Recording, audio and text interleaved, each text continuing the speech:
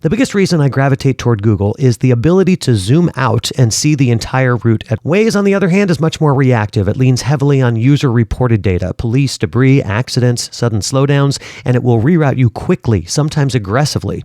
In dense urban traffic, Waze can genuinely save you time, but it can also send you through 5 neighborhood turns to shave 2 minutes off your ETA. Some drivers love that, others, like myself, find it stressful. Apple Maps has improved dramatically over the years, but still not to my standards. It integrates cleanly with CarPlay, the visuals are sharp, and the lane guidance is solid. It tends to be more conservative than Waze, less reactive, more stable, and a lot of drivers appreciate that simplicity. And I will give Apple Maps credit on this one feature, which is handy especially in a toll road-heavy state like Florida. When you enter in an address, it gives you a fastest option and a non-toll option. Handy if you want to be budget conscious.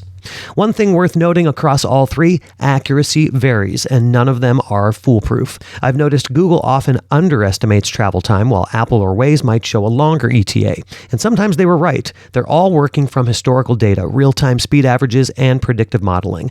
Now let's talk about my favorite part to explain about map apps, which is the color coding, because most drivers misread it, and the misread usually makes them less prepared and not more. Here's what the colors actually represent. Average speeds across all lanes on that stretch of road. Green doesn't necessarily mean traffic is flowing at the speed limit. It typically means speeds are above 35 miles per hour. Yellow and orange represent slow-go conditions, somewhere in the 15 to 30 mile per hour range.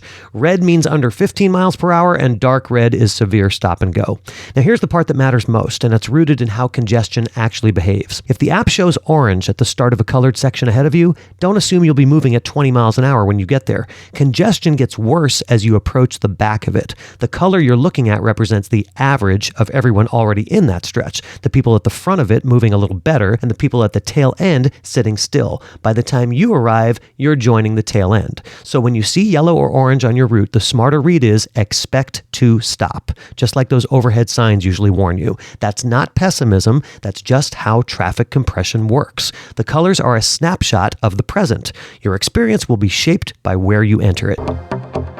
You start a drive at 32 minutes. A few miles in, it jumps to 41. That shift feels like a loss, even if you were perfectly on time when you left. And that emotional reaction often changes behavior. Slightly faster driving, more lane changes, and more impatience. But the app is just updating its model. An 8-minute recalculation isn't a crisis. It's the system adjusting expectations based on new data.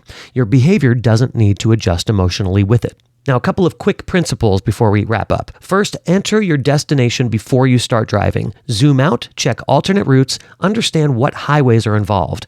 Hands-free navigation only works if you've set it up before you're in motion. Typing while rolling defeats the whole purpose. Second, remember that GPS apps are reactive tools. They respond to data. They don't know your comfort level with side streets, your familiarity with an area, or your tolerance for getting rerouted through a neighborhood to save 2 minutes. Technology offers options. You make the choices. Use navigation as information, not instruction. As I mentioned at the top, I went into a lot of detail about this aspect of GPS and map apps back in episode 43, so check it out if you haven't recently. Google, Apple, Waze, all powerful, all imperfect. Let them guide you, but don't let the colors run your mood. If you're supporting the show on Patreon, thank you. And if you'd like to become a patron, click on the link in the show notes or go to patreon.com/drivesmarternow. Remember, before you drive today, pause, prepare, and then move.